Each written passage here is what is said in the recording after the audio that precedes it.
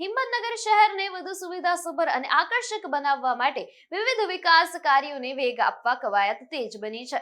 શહેરના ધારાસભ્ય વીડી ઝાલાએ આજે મોતીપુરા સર્કલથી લઈને કેનાલ ફ્રન્ટ, જાહેર પાર્કિંગ, નવા ફાયર સ્ટેશન અને શહેરની માળખાકીય સુવિધાઓની સ્થળ મુલાકાત લીધી હતી.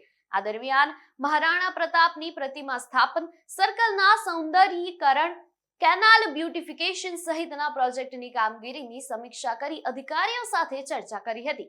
સાથે જ રસ્તા, ગટર લાઇન અને સ્ટોર્મ વોટર ડ્રેનેજ સહિતના વિકાસ કાર્યોને સમય મર્યાદામાં પૂર્ણ કરવા આયોજનની પણ સમીક્ષા કરવામાં આવી હતી. શહેરને સ્વચ્છ, હરિયાળુ અને સુવ્યવસ્થિત બનાવવાના હેતુથી વિવિધ પ્રોજેક્ટની પ્રગતિનું નિરીક્ષણ કરવામાં આવ્યું હતું.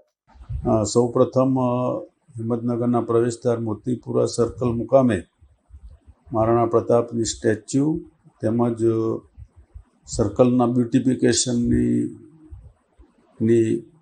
સંબંધિત એજન્સી પાસેથી નકશા પ્રમાણેની કામગીરીના સ્થળ વગેરે અંગેની વિસ્તૃત ચર્ચા કરી.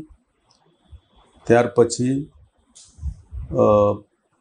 મોતીપુરા મુકામે જ બની રહેલ પાર્કિંગ વ્યવસ્થા કે જેથી કરીને સિટીના લોકો ત્યાં પાર્કિંગ કરીને બીજી જગ્યાએ જઈ શકે એ માટેની પાર્કિંગની કામ ચાલે છે એ સ્થળની પણ મુલાકાત લીધી. અને એ પછી કેનાલ ફ્રન્ટ 2 કે જેમાં માન્ય શ્રદ્ધેય અટલજીના સ્ટેચ્યુ સહિત તથા કોમ્યુનિટી હોલ પ્રકારનું કોઈ આયોજન અને બ્યુટિફિકેશન વગેરેની સમગ્ર જે કેનાલ ફ્રન્ટનો એરિયા છે તેમાં લગભગ 2 કલાકનો સમય પસાર કરીને એની વિસ્તૃત માહિતી લીધી.